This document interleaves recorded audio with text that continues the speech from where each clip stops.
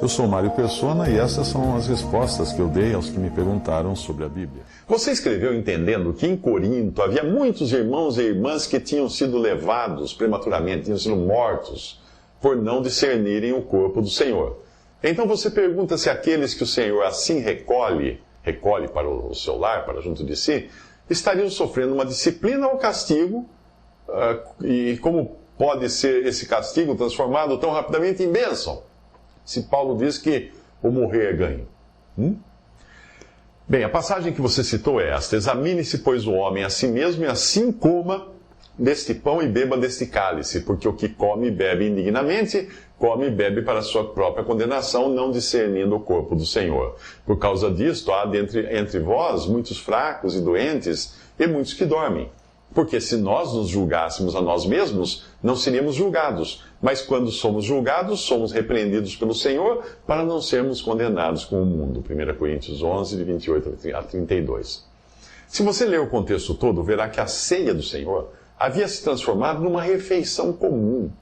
E pior até, porque os irmãos se atropelavam para avançar sobre o pão e o vinho, comendo e bebendo demais. Hoje, alguns grupos cristãos estão dizendo que a ceia não é ceia, que não é mais pão e vinho, que a ceia é você compartilhar da sua comida com os irmãos, com as pessoas, é fazer uma refeição em conjunto. Isso nada mais é do que comer a ceia sem discernir o corpo, sem utilizar os símbolos que o Senhor deu para que se utilizasse. A displicência com que aqueles coríntios estavam tratando a ceia já trazia resultados visíveis, que era um número fora do normal de irmãos e irmãs enfermos ou mortos. É onde fala os muitos que dormem. Um paralelo que pode ser feito é o do símbolo de uma pátria, de um país, como a bandeira. Existe toda uma exigência de respeito e de solenidade no modo como a bandeira deve ser tratada. E quando nós vemos no noticiário uma bandeira de um país sendo cuspida, pisoteada, queimada por opositores daquele país, nós entendemos bem a gravidade da situação, porque é como se eles estivessem cuspindo, pisoteando e queimando o próprio país. Isso é uma declaração de guerra. Enfermidade e morte são algumas das maneiras como o pai disciplina os seus filhos. Quando um filho seu não anda de forma a servir de testemunho nesse mundo, o que Deus faz? Deus pode simplesmente chamá-lo de volta para o lar, interrompendo a sua vida aqui. É isto que a Bíblia chama de pecado para a morte. 1 João 5,16. Não é morte espiritual, é pecado para a morte física. Morre. Ananias e Safira morreram. O crente é salvo mesmo assim, mas teve uma vida desperdiçada e perdida, saindo daqui de mãos abanando, sem direito a galardão ou recompensas. Se ele estava pronto para ir para o céu, graças ao sacrifício de Cristo, infelizmente não estava preparado para viver na terra como um testemunho para Cristo. Portanto, comer e beber a ceia, como se fosse uma simples refeição, uma coisa comum, ou sem fazer um juízo próprio, é comer e beber indignamente. Quem age assim é culpado, não apenas de desonrar a pessoa que está ali representada, mas também de menosprezar o seu corpo e o seu sangue, que são representados por aquela, vamos chamar assim, de bandeira do pão e vinho. É tratar isso com indiferença. A ceia não é o momento para nós pensarmos nos nossos pecados, para nós confessarmos os nossos pecados a Deus, não. Mas nós devemos estar cientes de que a nossa extrema culpa demandava um juízo divino, e esse juízo já foi pago. Nós estamos ali conscientes de que essa demanda de juízo foi satisfeita já pelo valor infinito do sofrimento de Cristo, que na cruz recebeu juízo em nosso lugar. Para um cristão, não deveria existir um momento mais importante e solene do que este em que ele recorda, a pedido do Senhor, a pessoa e a causa primeira da sua salvação eterna. A ceia não tem nada de mágico associado a ela. O Senhor simplesmente pediu para fazermos aquilo em memória dele com pão e vinho, simbolizando seu corpo morto e seu sangue derramado. Não saímos da ceia mais espirituais, mais energizados, não. Nós apenas cumprimos o pedido do Senhor. Recordamos dele e anunciamos sua morte até que venha. É como nós sermos convidados por alguém que sofreu um acidente para irmos à sua casa ver as fotos do que aconteceu. Aí nós chegamos lá, ele abre um álbum de fotografias, mas justamente na página onde estão duas fotos. Uma do seu corpo na maca, sendo atendido pelos socorristas, e outra foto com uma poça de sangue no asfalto. São duas fotos extremamente significativas para o nosso anfitrião, e ele faz questão de nos mostrar essas fotos. O Senhor Jesus nos convidou a ver também duas fotos, corpo e sangue, no álbum da sua vida e obra. Mas no momento da ceia, apenas essas fotos ele quer que a gente veja.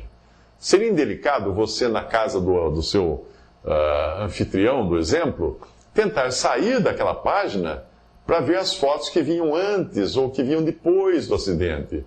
Ora, você foi convidado para ter a sua atenção toda focada naquilo que, para ele, para o dono da casa, foi um divisor de águas, um marco na sua vida, na vida da sua família.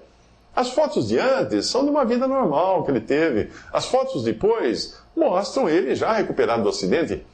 O que ele quer que você veja agora é o que aconteceu entre o antes e o depois, o que aconteceu naquele momento em que o seu corpo estava ali e o seu sangue estava derramado. Assim acontece na ceia do Senhor. Nós não nos ocupamos com o Jesus dos evangelhos, da sua vida santa antes da cruz aqui no mundo.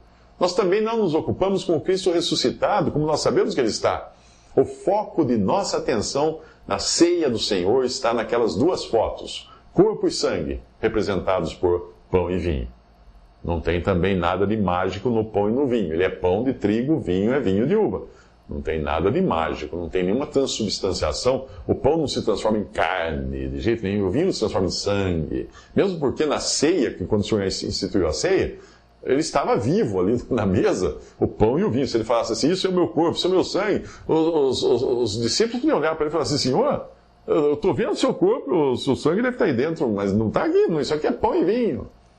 Então não muda nada, não tem transmutação, transubstanciação, nada disso. Na ceia nós também não nos ocupamos com as nossas fraquezas ou nossos pecados, porque a ordem é, examine-se, pois, o homem a si mesmo, e assim coma do pão e beba do cálice. 1 Coríntios 11, 28. Ou seja, nós nos examinamos para estarmos bem cientes de que estamos ali somente por graça e misericórdia de Deus. E assim, examinados, comemos. Não existe alternativa nessa frase. Não diz coma ou deixe de comer se achar melhor. Não. E assim coma do pão e beba do cálice. É imperativo.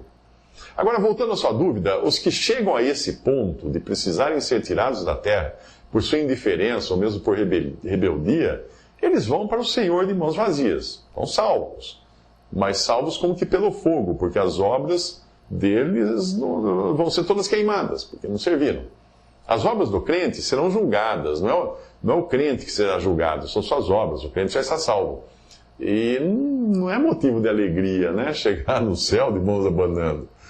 Não é apenas o céu que deve ser a meta do crente, mas fazer a vontade do seu Senhor aqui na terra. Porque todos devemos comparecer ante o tribunal de Cristo para que cada um receba segundo o que tiver feito por meio do corpo, o bem ou o mal. Esse corpo aqui. 2 Coríntios 5, versículo 10. Aqueles que estão interessados só em partir, só em ir embora desse mundo para estar com o Senhor, talvez não estejam querendo isso por causa do anseio de estarem na companhia do Senhor, mas sim para se livrarem das suas responsabilidades e do seu testemunho nesta vida. Esses também terão a alma salva, mas a vida perdida completamente. Desperdiçaram o único tempo que tiveram para glorificar a Deus numa terra estranha e hostil.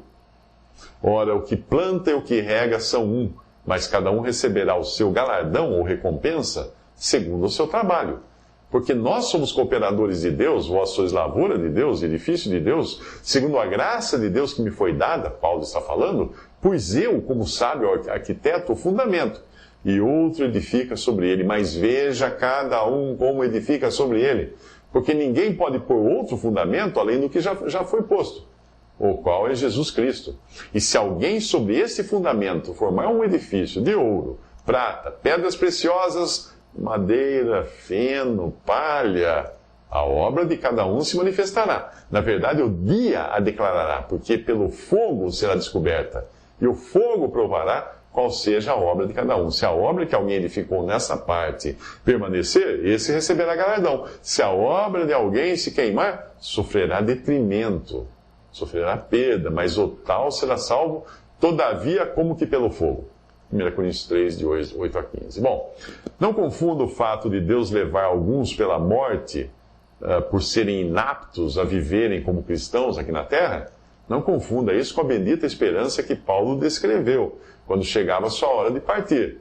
Repare nas palavras de Paulo que elas são de total submissão a Cristo, visando o bem dos irmãos e a glória de Deus, não a própria glória e nem o próprio bem. Ele escreveu assim: segundo a minha intensa expectação e esperança de que em nada serei confundido, antes, com toda a confiança, Cristo será, tanto agora como sempre, engrandecido no meu corpo, seja pela vida, seja pela morte. Porque para mim o viver é Cristo e o morrer é ganho. Mas se o viver na carne me der fruto da minha obra, não sei então o que devo escolher. Mas de ambos os lados estou em aperto, tendo desejo de partir e estar com Cristo, porque isso é ainda muito melhor. Mas julgo mais necessário, por amor de vós, ficar na carne. E tendo essa confiança, sei que ficarei e permanecerei com todos vós para proveito vosso e gozo da fé. Filipenses 1, de 20 a 25.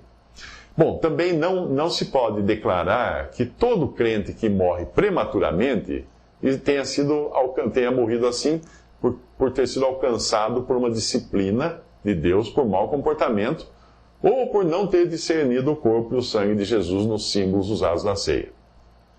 A morte prematura de um crente fiel a Deus, pode ocorrer quando Deus quer fazer dele um exemplo e encorajamento para outros. É o caso dos mártires que morrem por sua fé. Agora repare no contraste com as passagens que falam da morte prematura de um crente por pecado ou mau testemunho. Paulo escreve: eu, na verdade, ainda que ausente no corpo, mas presente no espírito, já determinei, como se estivesse presente, que o que tal ato praticou, ou seja, aquele homem que estava dormindo com a madrasta, em nome de nosso Senhor Jesus Cristo, juntos vós e o meu espírito, pelo poder de nosso Senhor Jesus Cristo, seja entregue a Satanás para a destruição da carne, para que o espírito seja salvo no dia do Senhor Jesus. 1 Coríntios 5, de 3 a 5. Quando nós somos salvos, Deus tem obras preparadas para andarmos nelas. São obras dele, e o privilégio é nosso, dele permitir que as façamos. Porque somos feitura sua, criados em Cristo Jesus para as boas obras, as quais Deus preparou para que andássemos nela. Preparou de antemão. Efésios 2:10. Então, considerando que ao chegarmos no céu, nós iremos depositar as nossas coroas, ou prêmios, ou galardões, por nossas obras, aos pés do Senhor, reconhecendo que tudo veio dele e para ele, eu pergunto: que coroa terão para apresentar aqueles que precisaram ser tirados prematuramente da terra por negligência e displicência?